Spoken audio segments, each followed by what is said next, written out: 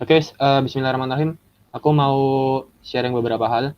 Tapi sebelumnya aku pengen tanya ke teman-teman semuanya sih terkait riset kan ini. Aku mau ngejelasin soal riset yang udah teman-teman buat, sekaligus evaluasi juga. Nah, untuk iya kan ini yang mulai riset siapa emang? Yang mulai riset siapa ini? Riset itu job desk-nya siapa? Nif. Saya sama Oktia. Oh, Utia nggak ada ya? Nah, Ya, UIL dari fakultas apaan? dari vokasi Vokasi jurusan? TIK. Oh, TIK. Eh, Iya, TIK itu ada ngodingnya nggak sih? ada. Ada kan? TIK Seharusnya ada. banyak analisisnya tuh di situ. Uh, Gunain UX design nggak? UX design. UX analysis nggak? Kalau di TIK Iya, ada kemarin materi. sempat disuruh buat apa itu? UX pakai Figma. Oh, bisa pakai Figma. Iya, dikit. Alhamdulillah. Aku juga pakai Figma, juga pakai Adobe XD untuk apa namanya buat UI sama UX. Nah, untuk UX kan itu sebenarnya butuh riset ya. Itu sebenarnya bisa tuh di apa namanya diimplementasikan, diterapkan ilmunya di sini. Nah, untuk ngomongin riset ya, mungkin Iyal, coba mungkin bisa jelasin dikit gak, riset itu apaan sih? Kalau menurut Iyal? Riset itu kayak ngambil data dari sebuah eh, apa ya? Kayak yang udah ditampilin gitu loh. Ambil data buat Ambil ngeriset data, suatu kejadian. Iya, terus divisualisasi gitu ta, supaya enak iya, dilihat. Oh gitu. iya. Biar mm, Kalau menurut teman-teman yang lain, ada tambahan nggak? Uzawa sekalian. Uzawa jurusan apa sih? Aku baca tanya, terus tanyanya ke orang-orang sosial, apa namanya, IPS. Anak-anak bahasa, nggak ada analisisnya. Menurut Uzawa gimana? Analisis itu apaan sih? Analisis Oh, analisis, riset. bahwa ngambil data dari di lapangan. Udah gitu doang. Iya. Oke. Ada tambahan lagi nggak? Mungkin ada apa namanya definisi beda dari teman-teman. Ketuanya Hanif. Ini ada sih pastinya Hanif. Udah mau Gak jauh skripsian. beda. Udah mau skripsian, ayo jelasin riset yang lebih mendetail. Yes, nggak jauh beda dari teman-teman. Intinya kita itu butuh data, dan data itu untuk menunjukkan hasil apa yang akan kita cari. Yes, itu aja. Simpel banget. Fauzia, ada tambahan nggak? Fauzia ini dari HST, berarti ada ilmu khusus harusnya. Yoi. Mantap. Fauzia gimana? Riset, apaan tuh riset? Poinnya mungkin ya Kak, poin dari Poinnya. riset itu ada 3, ngumpulin data, dianalisis dan dicari solusinya, terus diterapkan. Oke, itu dari aku kemarin. Nggak ada tambahan lain dari Fauzia. Enggak. Dari Azam, anak hukum itu ngeriset nggak sih? Ya dong. Apa yang mau diriset? Nggak ada yang diriset lah kalau hukum, paling analisis kalau hukum. Nah, mungkin ada definisi khusus dari Azam. Riset itu apaan sih? Riset itu usaha mengumpulkan data untuk suatu kepentingan atau suatu urusan yang dimana urusan tersebut memerlukan data agar memudahkan urusan tersebut. Seperti itu mungkin. Punya urusan, terus ngumpulin data untuk memudahkan urusan tersebut. Kebanyakan urusan ini. Gitu ya, Zam ya? Kurang lebih ya. Oke, mantap. Jadi kurang lebih emang itu sebagian dari riset. Aku jelasin ya, ini sebenarnya banyak banget, tapi aku tadi belum nyiapin sampai full, dan ini waktunya juga mepet banget. Karena tadi, Afan ya, Fauzia, karena ada progresan dari, apa namanya, CD, divisi yang ada di Dakpus untuk nyusun program hijrah yang sekarang berlangsung. Jadi sekalian daripada ntar teman-teman ngadain pertemuan 2 kali. Nah, untuk riset sendiri, aku pengen ya sharing aja sih sebenarnya. Aku yakin teman-teman juga sebenarnya di otak itu udah penuh materi terkait riset, terkait analisis, terkait pengumpulan data, terkait evaluasi dan lain sebagainya. Nah, kalau aku mau jelasin secara singkatnya aja ini karena waktunya pendek banget.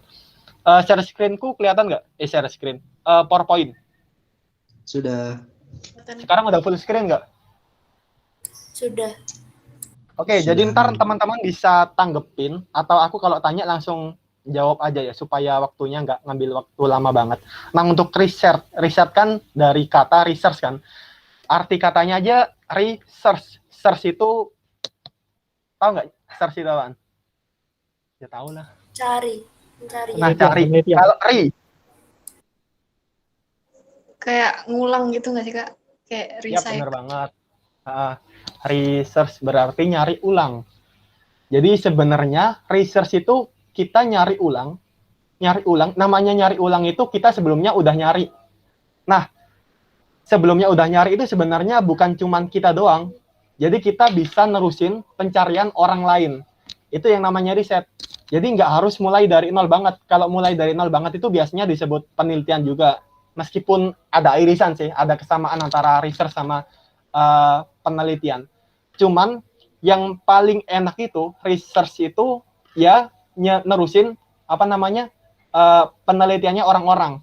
Jadi makanya sebelum research itu kita diharuskan untuk ngelihat paper-paper orang lain, ngelihat penelitian-penelitian orang lain, ngelihat hasil dari penelitian orang lain, supaya kita bisa nerusin apa yang mau kita solve, apa yang mau kita solusikan, cari solusinya kayak gitu. Nah, untuk riset sendiri, itu teman-teman di bawahnya ada tulisan ya, trial and error. Riset itu sebenarnya sekedar trial dan error. Nyoba, lalu ngalamin kegagalan. Dari kegagalan itu ntar kita bisa evaluasi apa aja sih yang kurang. Nah, untuk trial, untuk nyoba, teman-teman harus punya ilmunya. Kalau nggak punya ilmunya, bisa sih. Cuman kemungkinan errornya itu bakal lebih besar. Jadi, supaya errornya itu kecil, supaya hasilnya itu bisa maksimal, hampir 100%, teman-teman harus punya ilmunya. Namanya knowledge. Knowledge itu ya harus belajar dulu dong. Yang kataku tadi harus ngelihat penelitiannya orang lain. Atau kita bisa belajar cara analisis tekniknya itu kayak gimana sih. Kayak gitu. Nah, dari situ setelah ada knowledge, teman-teman juga belajar dari experience, dari pengalaman. Jadi ya ini kesalahan yang sering dilakukan orang-orang. Bukan kesalahan sih. Lebih tepatnya itu nggak dilakuin orang-orang. Setelah ngelakuin riset, terus mereka nggak belajar dari situ. Nggak nulis kesalahan apa yang pernah dilakukannya, terus otomatis ke depannya itu ngulang lagi cara yang sama. Otomatis kegagalannya ya sama aja, itu mulu yang muncul. Jadi diusahakan kalau ngelakuin riset, ditulis. Ini ada masalah apa pas kalian ngumpulin data atau pas kalian nganalisis data. Masalahnya itu ditulis, terus ke depannya itu bisa dilakukan evaluasi. Kalau teman-teman nggak nulis errornya letaknya di mana, itu ya cuman trial doang, trial lagi. Jadi ngulang-ngulang kesalahan yang sama, bisa dibilang apa ya?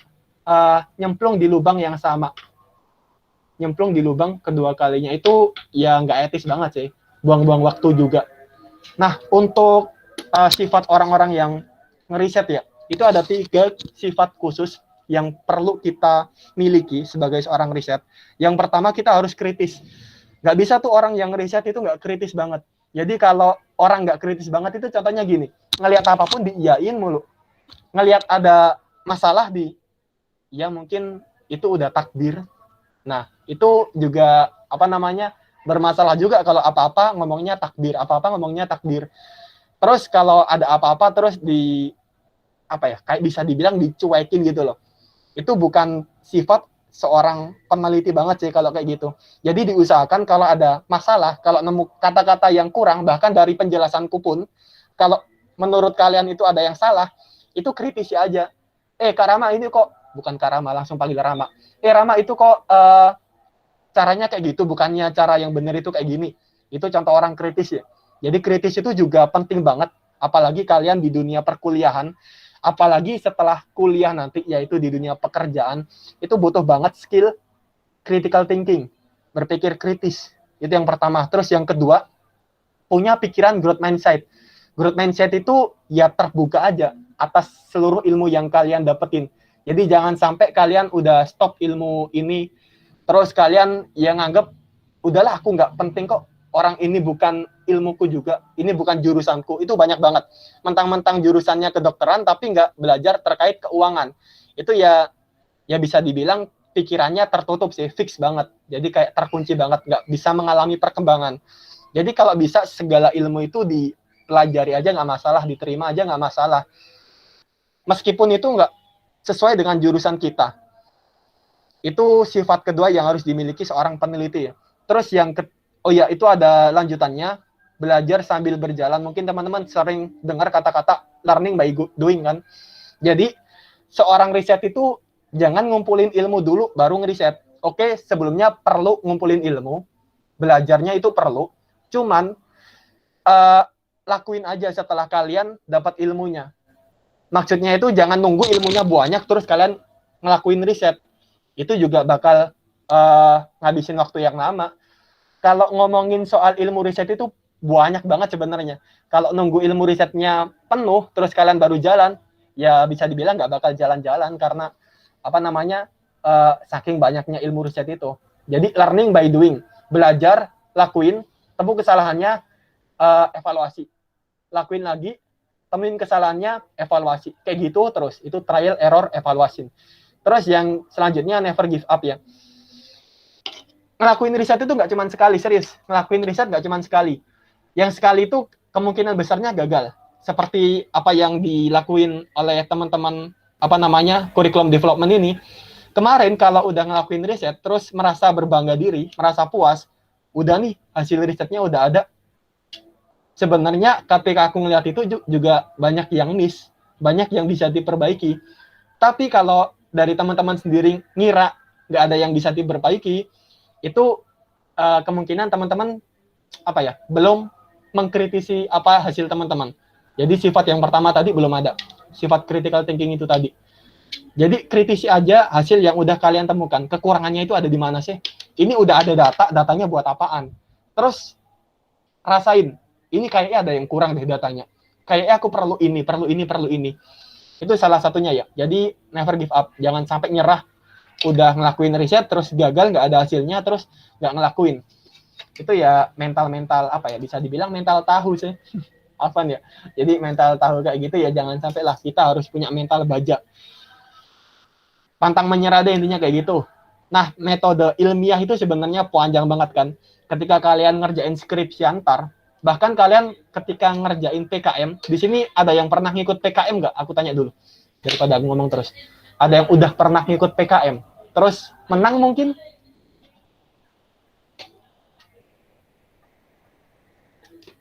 Gimana? Yuk, siapa yang pernah? Fauziah, pernah nggak ngikut PKM? Bukan PKM sih Kak, tapi apa itu namanya? Kayak kalau di fakultas tuh ada kayak seleksi buat ikut PKM itu gitu. Tapi seleksi PKM. Belum PKM berarti ya. Nah, Zahwa, Uyel pernah ngikut nggak PKM kayak gitu?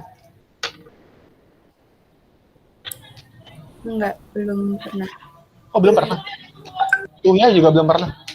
Belum pernah. Wih, itu kalau di ilmu komputer PKM itu udah kayak menjamur banget, banyak banget.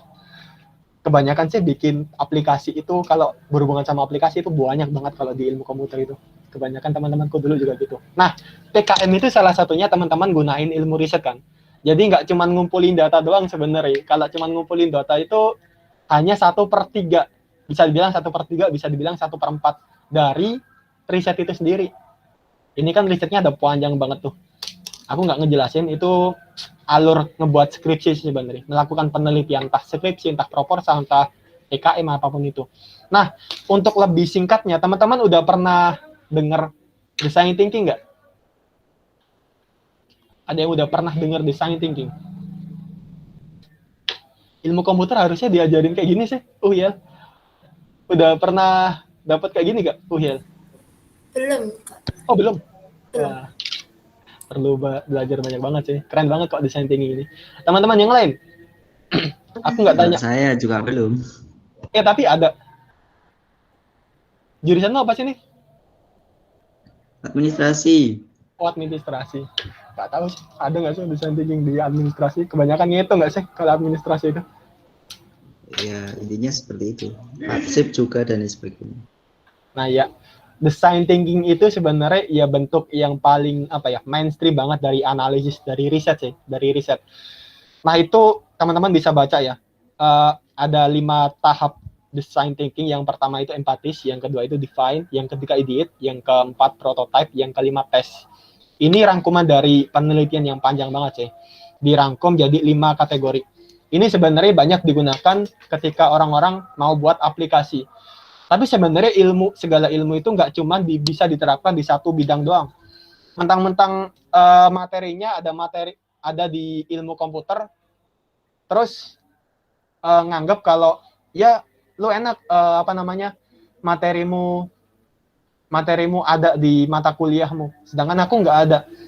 Sebenarnya materi ini pun bisa diimplementasikan di berbagai bidang, sih nggak cuman ilmu komputer doang, nggak cuman tentang pembuatan aplikasi. Bahkan ketika mau jualan produk pun ya tetap pakai ini. Jadi orang-orang pebisnis itu biasanya kalau ngejelasin soal design thinking ini. Yang pertama ada empatis ya. Empatis itu ya kayak teman-teman harus tahu customer teman-teman terlebih dahulu. Harus tahu orang-orang terlebih dahulu. Makanya kebanyakan orang riset itu pertama kali mereka nggak mikir. Bukan, ya tetap mikir sih, namanya manusia. Maksudnya itu nggak usah mikir terlalu keras terlebih dahulu. Tapi banyak ngobrol sama orang lain. Ngobrolnya bisa lewat chat, bisa lewat telepon, bisa lewat komentar.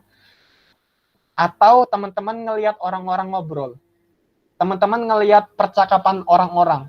Teman-teman ngelihat status yang ada di media sosial. Itu udah namanya empatis. Jadi temukan terlebih dahulu. Orang-orang ini kenapa sih? Apa sih masalah orang-orang? Itu pendefinisian, bukan pendefinisian sih. Lebih tepatnya itu nyari tahu terlebih dahulu masalahnya orang-orang itu apaan. Yang diinginkan orang-orang itu apaan. Nah, ini biasanya kalau di riset disebut pengumpulan data kan. Empatis itu juga disebut pengumpulan data. Pengumpulan data itu bisa dari masyarakat umum, bisa dari ahli, bisa dari dokumen. Kalau ahli kan ya teman-teman harus wawancara ahlinya kan. Tapi yang paling banyak itu ya nyari tahu customer-nya. Masyarakatnya itu orangnya kayak gimana sih? Masalah yang dihadapin itu apa aja? Keinginannya itu apa aja?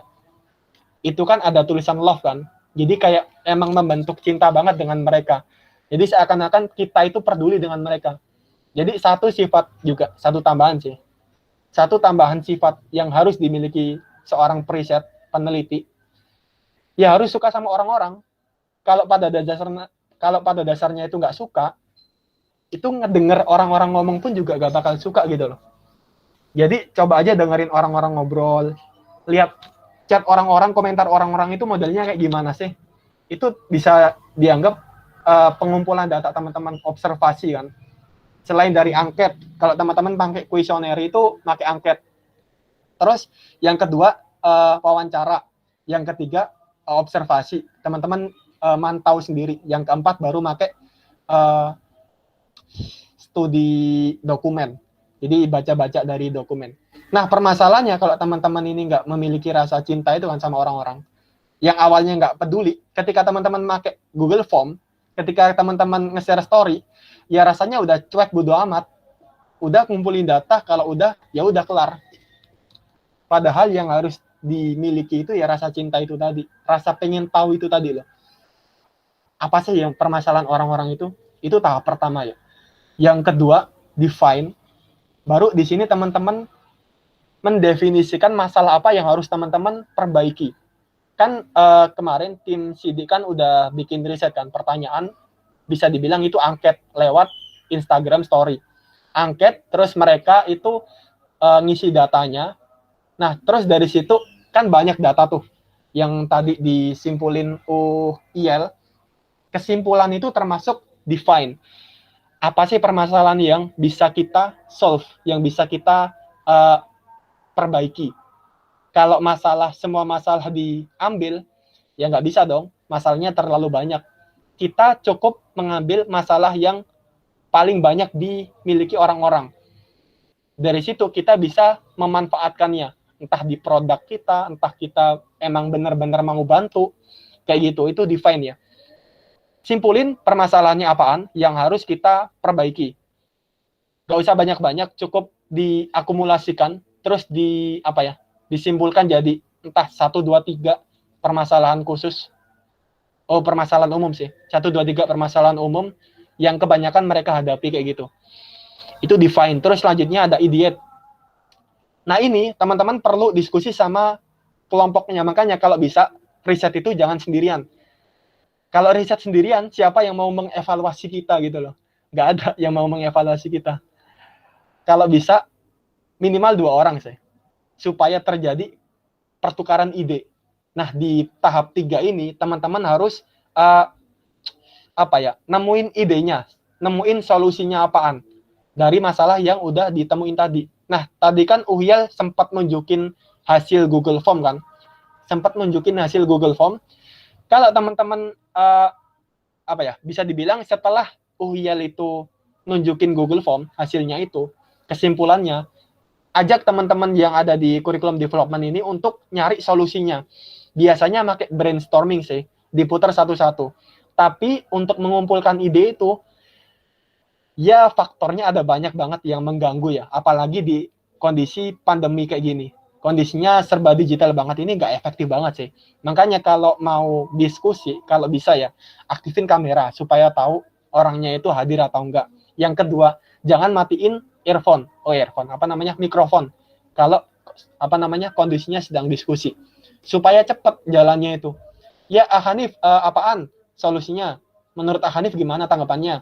Oh, menurutku solusinya gimana kalau kita buat kayak gini? Terus, Azam, gimana tanggapannya? Gimana solusi yang mungkin diberikan Azam, yang Azam pikirkan? Itu supaya cepat jalannya. Jadi idenya itu ya bisa terus-terusan mengalir sih. Jadi yang perlu diperhatikan untuk kondisi pandemi kayak gini,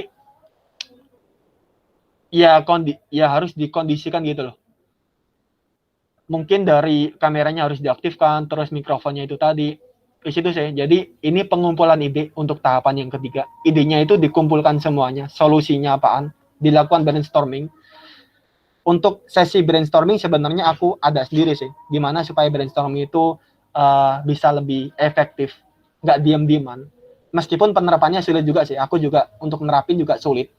Aku juga terus mengevaluasi apa sih yang kurang. Kenapa sih orang-orang ini kok diajak diskusi sulit banget. Itu terus adain evaluasi.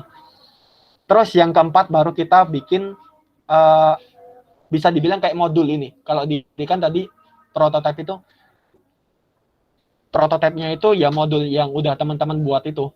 Jadi modulnya yang masih awal, kan prototipe itu namanya prototipe itu hasil tapi belum jadi.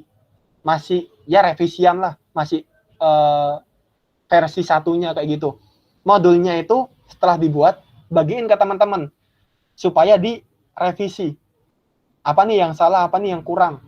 Baru setelah dilakukan revisi, baru dilakukan testing ke pesertanya langsung. Jadi ntar bisa tuh diujikan ke peserta programnya kayak gitu. Itu udah hasil akhir banget. Nah, aku ulangin lagi ya. Riset yang dilakukan CD sekarang itu masih dalam tahap define. Masih dalam tahap define ini, yang warna hijau. Masih nemuin masalahnya apaan. Datanya udah ada, terus identifikasi masalah yang teman-teman hadapi itu apa, disimpulkan dulu. Dari situ ntar dilakukan pengumpulan ide.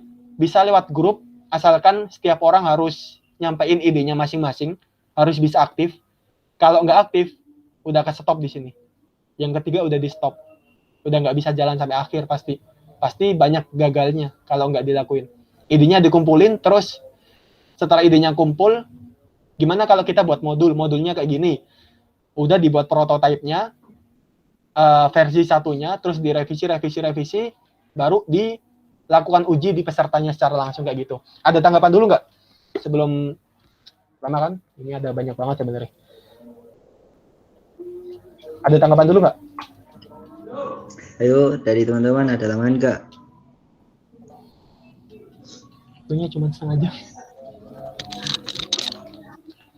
Aku tunjukin lagi ya.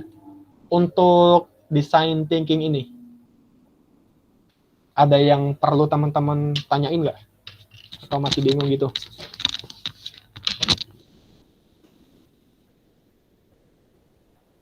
O Zahwa, O Iyal, O Fauziah, Ahazam.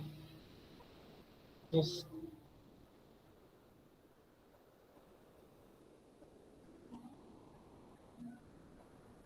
Window.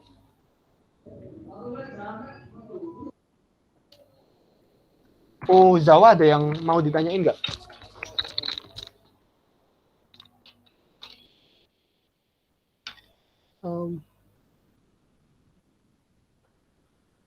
Oh iya, Jadi mau tanya.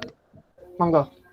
Itu jadi untuk pengumpulan ide untuk tahap ketiga itu dari kami yang kelompok kurikulum development atau dari semua anggota Dakpus?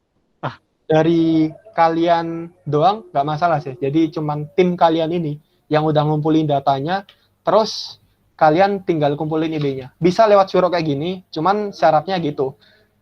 Bukan syarat sih, tantangan. Tantangannya ya kalau diem-diem baik, ngabisin waktu. Atau kalau gitu bisa lewat grup. Syaratnya setiap orang harus aktif untuk ngasih idenya.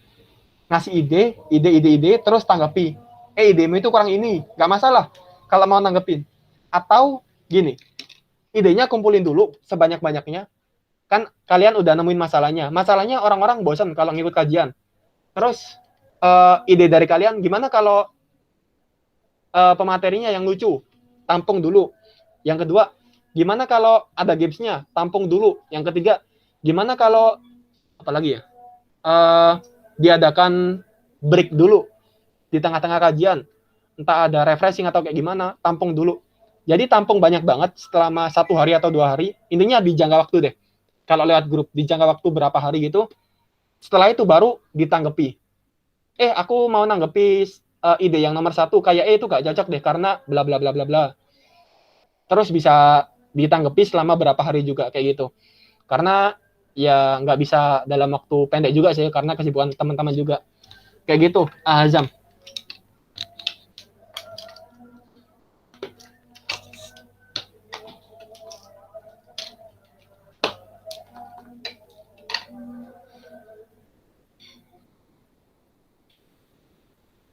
Azam ada tanggapan lagi nggak?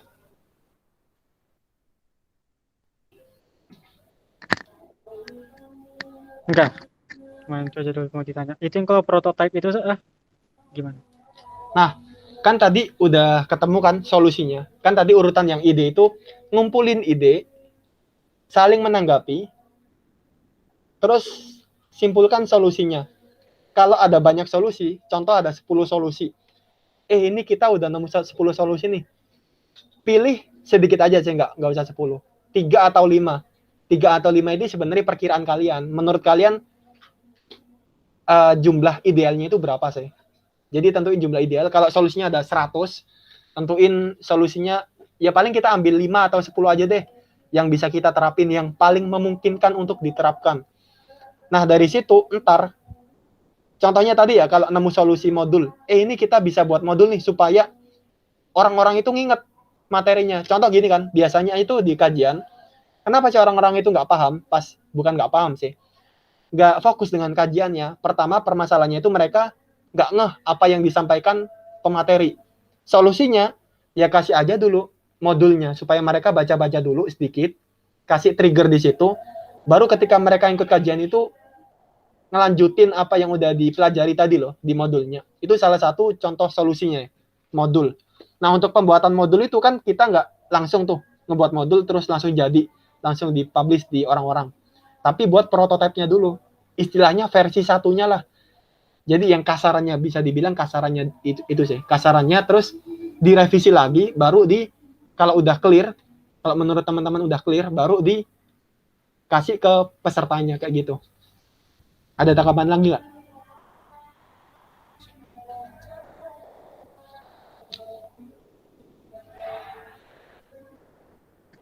Jelas. Oke. Dari Fauziah, ada tanggapan lagi nggak? Ada pertanyaan?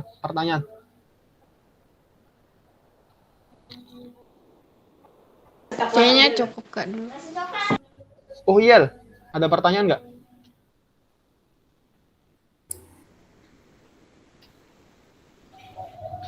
Sampai saat ini cukup, Kak. Oke. Iza atau Hanif ada mungkin tertarik untuk tanya? Enggak, aku izin masuk ya.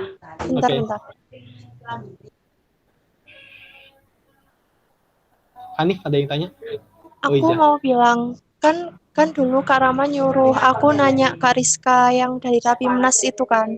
Yap. Nah, entah chatku tenggelam atau gimana, tapi dari dulu itu nggak dibales. Baru dibales kemarin. Terus aku nanya soal silabus ke Kak Rizka itu. Terus katanya, ya udah tentuin dulu silabusnya mau gimana, nanti aku bantuin gitu. Nah, ya. Kakak itu dulunya juga anak Dakpus. Ya, itu berarti Kak Rizka dia sebagai ahli, bisa dibilang sebagai ahli sih. Kalian posisikan sebagai ahli, kalian buat modulnya dulu, terus ajuin ke dia supaya dia yang evaluasi. Kayak gitu. Bisa itu. Jadi posisinya di prototype. Pengujian prototype itu bisa nguji lewat ahli. Aku lupa pengujiannya namanya apaan ya. Aku barusan dapat materi matkul kemarin sih. Ada pengujian ke ahli, ada pengujian ke orang umum. Jadi kayak sampel gitu ke teman-teman mungkin. Jadi kayak gitu bentuk pengujiannya, prototype. Itu masuk pengujian prototype sih. Kayak gitu. Hanif ada pertanyaan dulu? Oh, tidak ada. Saya sudah nyata. Gini, aku mau jelasin ulang ya. Untuk riset itu sebenarnya panjang banget. Bahkan di Word-ku pun, ini bentar aku mau tampilin di Word. Itu banyak banget sebenarnya kalau aku mau bagiin dalam 2 jam kayaknya juga kurang. Cuman gini sih kesimpulannya. Kelihatan lagi nggak? Sudah. Nah, untuk empatis ini kan sebenarnya tadi pengumpulan data ya. Pengumpulan data ini ntar ada materi terkait ngumpulin datanya gimana. Jenis-jenisnya kan tadi udah aku sebutin kan. Ada yang lewat angket, kuesioner, ada yang lewat wawancara, ada yang lewat observasi, ada yang lewat dokumentasi. Jadi belajar dari dokumen-dokumen yang ada. Nah, untuk buat angket pun ada caranya. Aku sebenarnya udah ada tipsnya sih di Word, cuman udah maghrib juga. Cara buat angket yang benar itu kayak gimana sih? Kalau kalian buat angket salah, orang yang mau ngisi pun bingung. Terus data yang kalian hasilkan itu juga nggak bisa dikelola. Itu problem yang akan kalian temukan kalau buat angketnya asal-asalan. Terus wawancara juga kayak gimana yang benar, observasi kayak gimana yang benar, terus studi dari dokumen itu gimana yang benar. Untuk mendefinisikan masalah pun sebenarnya cuma ngesimpulin doang sih dari data yang ada, cuma nyimpulin doang, nggak ada materi khusus untuk pendefinisian. Untuk ide tadi ada tips untuk brainstorming, itu ada. Terus untuk prototype ada jenis pengujian tadi kan yang sempat aku sebutin, pengujian ke ahli sama pengujian ke customer, ke orang-orang. Itu ada caranya. Terus untuk tes diterjunin, setelah itu ada evaluasi. Udah sih cukup itu aja karena udah maghrib. Aku nggak mau ngomong pas adzan juga. Udah, tutup itu aja. Ntar teman-teman bisa tanggapi, entah tanya ke grup, diskusi di grup, atau tanya ke aku secara pribadi, nggak masalah. Kalau teman-teman mau diskusi lebih lanjutnya terkait apa yang udah aku sebutin, spoiler tadi, monggo kapan-kapan nggak masalah. Tapi teman-teman harus diskusikan dulu sih, harus cari-cari dulu referensi dari manapun itu, di internet banyak kok. Udah cukup itu aja, bisa ditutup nih. Ya, terima kasih Mas atas penyampaiannya. Ada insight juga. Mungkin nanti teman-teman kalau ingin bertanya kembali, tanya langsung aja nggak apa-apa. Tapi di sisi lain juga sudah dijawab bahwa kita juga harus ngumpulin data, lalu kita juga harus kesimpulan dan kita cari permasalahannya di mana. Gitu ya. Mungkin itu saja. Baik, karena sudah maghrib, mungkin saya bisa tutup. Terima kasih teman-teman juga sudah datang pada sore hari ini. Sebelumnya kita tutup dengan istighfar 3 kali. Lalu ditutup dengan bacaan qiraatul majelis. Subhanakallahumma. Terima kasih, syukran. Wabillahi taufiq wal hidayah. Assalamualaikum warahmatullahi wabarakatuh. Waalaikumsalam warahmatullahi wabarakatuh. Terima kasih. Bisa live. Stop record.